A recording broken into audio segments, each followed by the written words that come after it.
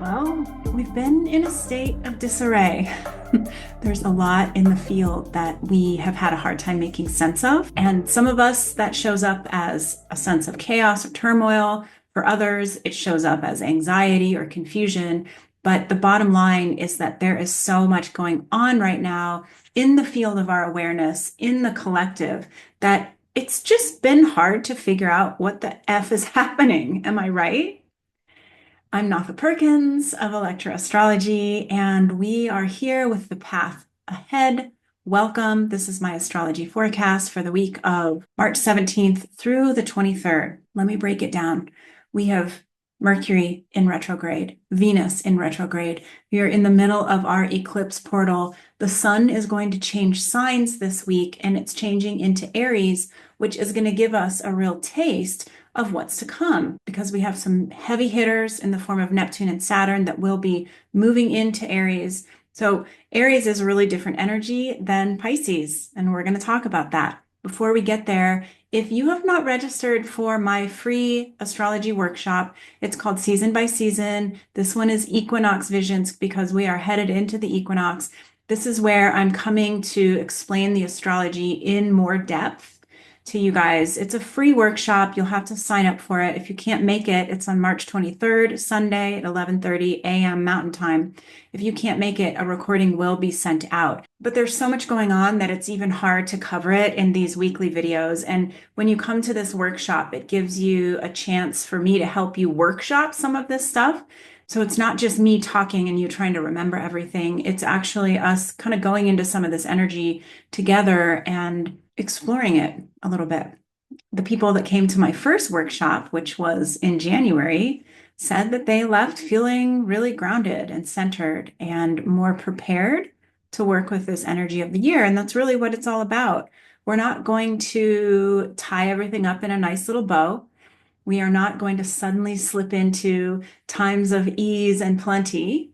We are working with moment by moment and really integrating our tools, using what we've learned. We've done a significant amount of healing up until this point in our lives, and now it's fast tracking because there's a lot going on. There's just a lot of, chaos in the collective, which is always true when we're in times of growth and revolution. We are up leveling.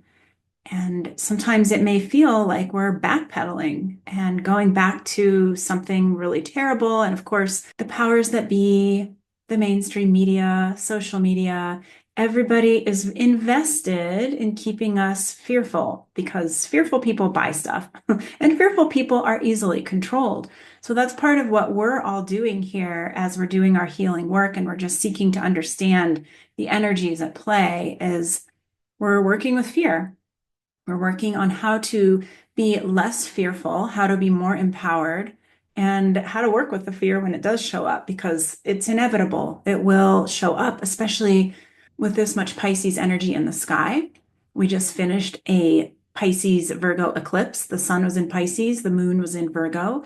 So there's been a lot of questions in the field. And as I just had a client tell me, it was her 3 a.m. thoughts that came in to rattle her. And I think all of us have 3 a.m. thoughts that come in and try to rattle us. So astrology can help you figure out why you're having those particular 3 a.m. thoughts and how to soothe them and how to get to a place where they come in and you can get them to leave very quickly.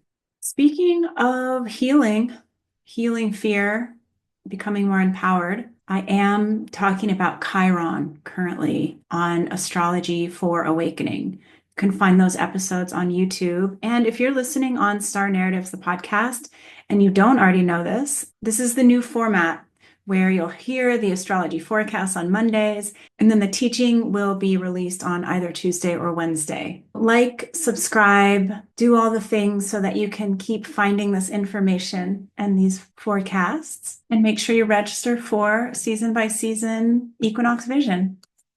Let's look at the charts.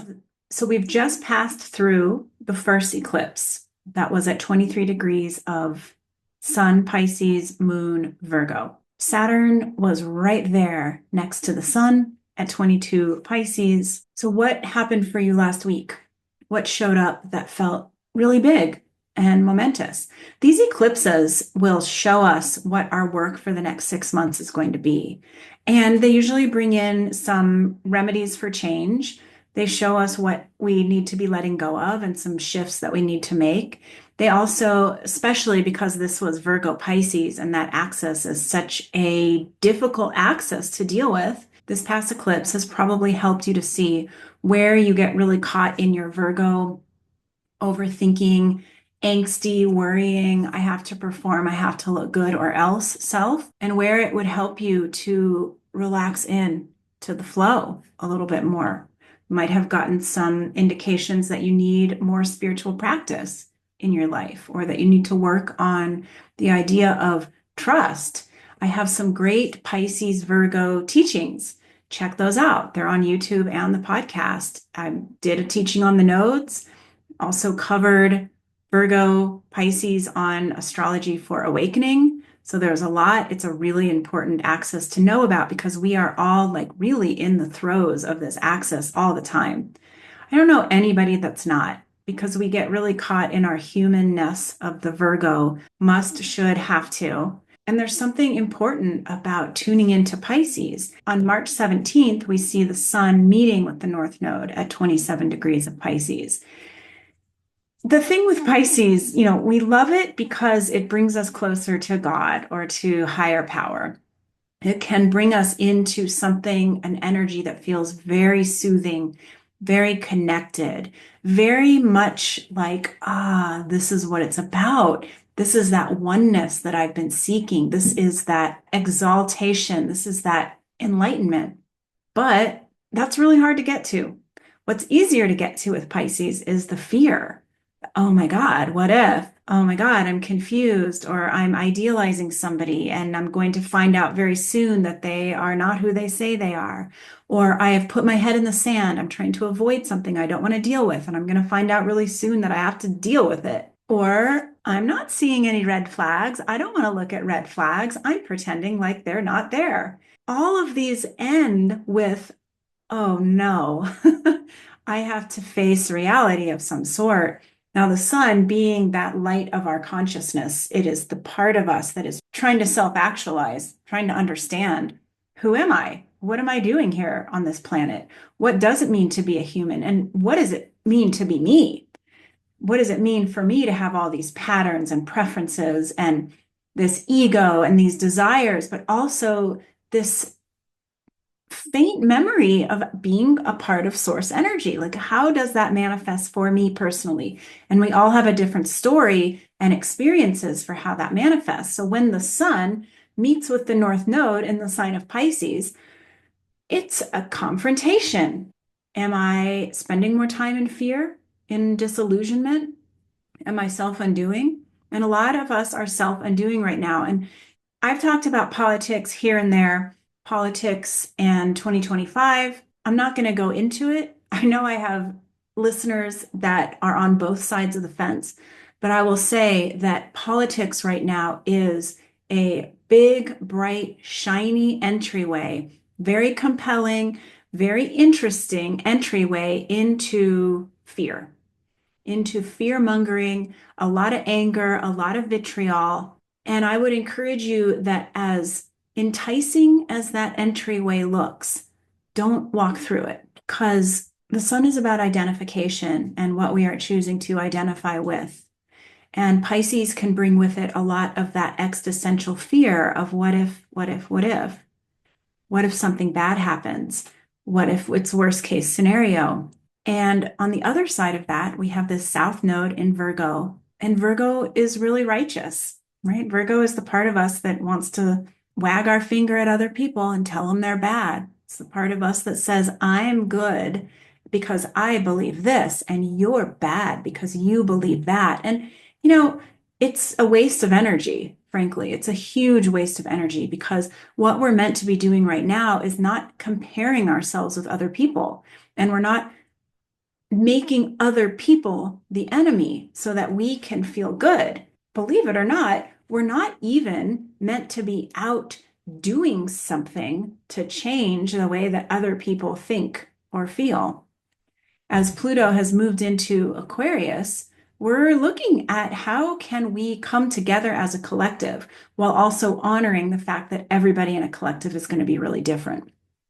Now, a lot of that work comes down to the sun work, where we have to know ourselves. We have to know our own blind spots, our own shortcomings, our own strengths. And instead of outsourcing our power to other people and saying, I feel weak and therefore I have to fight you, or I feel strong and therefore I have to recruit you. This isn't about any of the work that we're doing with other people. This is about our work with our relationship to higher power, with our work with the divine, which really doesn't have to do with anybody else. It has to do with how connected we feel with ourselves and with the always optimizing energy that is actually running the show, right? We always think we're running the show. If it is to be, it's up to me. I don't remember who said that, but that's not exactly how it works, right? If it is to be, it's up to source. And so this North Node Sun conjunction, which is a really powerful moment in the year to have these two meet, it's deep introspection time. So you take everything that you've learned from the eclipse so far, not to mention Venus has been in retrograde. Venus is still in retrograde, and now Mercury has hit retrograde, both in the sign of Aries, both headed back to Pisces. And these are two really personal planets. Venus is about our values. And do we value ourselves first and foremost? What do we value about ourselves? And what do we feel like we need to do in order to actually be valuable versus what is just inherently valuable? Venus is also related to our money. And, we in our culture equate money to value. The richer you are, the more successful you are, the more people should admire you. And frankly, I think that's ego stuff. And that is not actually the truth of it because we are inherently valuable and we all have gifts. And a lot of the gifts that we have are not big money makers, unfortunately. And with Mercury, this is the power of our mind. This is how we think and how we connect. So there's a lot in this soup right now that we're trying to manage. It can feel like a lot. For most of us, when we feel like there's a lot, we go into anxiety. It's like, oh God, I'm nervous, I'm anxious. And so what do I need to do? Oh, I need to fix it. I'll go into my Virgo and I'll try to fix. But again, this isn't necessarily the fixing time. This is the taking a deep breath and assessing what we're working with time. On the 19th, that sun comes crash right into Neptune at 29 degrees. Neptune shows us our distortions, especially at 29 degrees. It is the hardest to know what's really going on in the entire zodiac when we get to Neptune at 29, because it is that liminal space between either coming from spirit into human form, the birth canal, or coming from human form into spirit at the time of death. So those are just analogies for what this energy feels like. We don't know. We can only hypothesize. We don't have memories of what it felt like to come through that birth canal. And we don't have the experience of what it feels like to pass through into spirit form. So we're winging it. And yet here we are. We're right here. We're immersed in the magic and the mystery of what's going on. But we have to face the fear. We have to face the unknown and we have to face the mystery. And we don't like to do that as humans because it feels too dangerous, feels too unstable, and we have no choice. So this is what we're doing. Deep breaths, a lot of grounding tools, a lot of being outside in nature, getting away from your screens, getting away from all of the propaganda, all of the distortion, all of the spells that are so easily cast on all of us when we're looking at screens. And again, discernment. We're working on discernment, what feels right in your system. If it feels right, then believe it. If it feels off, don't believe it. We're no longer in a time where we're putting our faith in an institution or a channel or a person as if they somehow have all of the right trustworthy information. Because who knows? And I say that when you're listening to these teachings, take what resonates, leave the rest. Right after that, on March 20th, we have the sun entering Aries. This is the astrological new year. This is the equinox. When the day is equal to the night, this is a time of celebration, and I would suggest that you set some intentions. This is the time of birth. This is when we have officially made it through the birth canal and we have come alive. We have taken our first breath. So there is a lot of energy right now where our eyes are opening and we're looking around and we're realizing, oh my God, I can see things in a way now that I wasn't able to before. On March 20th, Juno, the asteroid, stations to go retrograde in the sign of Sagittarius. This is also forming a trine to this sun newly in Aries. So this is going to shine some light on some relationship dynamics. I covered Juno in great detail in 4 different teachings, so check those out if you want to dive into what Juno means, how it shows up in your chart, and what kind of relationships Juno actually points to. We also see on March 21st that Venus makes a sextile to Pluto. This is Venus in retrograde, so we're going back through. I mean, everybody is stressed out right now about money, about self-confidence, self-worth, what they want to do, what their values are. Is the life that they're living in alignment with the values? You know, this is true for most people because Venus retrograde is collective. Making a sextile to Pluto means that you might get some good information. You might get a download or two about what is blocking you or where you feel disempowered, or even what some of the reasons for your struggles might be. Our struggles teach us a lot about what we want, what we need, and how we are acting in our lives, because we don't like to struggle and we want to end the struggling. So it makes us more motivated to figure out what's going on. And then bam, on March 22nd, the sun meets with Venus retrograde. We've been talking about the sun this whole time.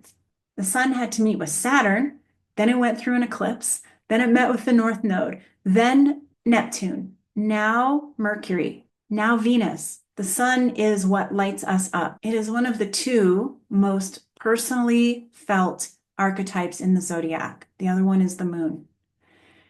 We're going through it. This is a lot. We're looking at our ego, at the part of us that has desires and wants and needs and judgments and beliefs and resentments. And we're having to face those things. And we're having to question, are those things true or are they just our perception? And that's quickly followed by the next question of, well, what is true then? Who am I? Am I the version that my old friend from high school thinks I am? Am I the version that my ex thinks I am? Am I the version that my parents think I am, that my children think I am? In some ways, yes. But the truth is that the sun is so incredibly personal that instead of always looking for what other people are reflecting back to us and making that into our identity, this is about finding our true identity and who we are when we are fully connected with ourselves. And of course, by proxy, our higher self, our higher power.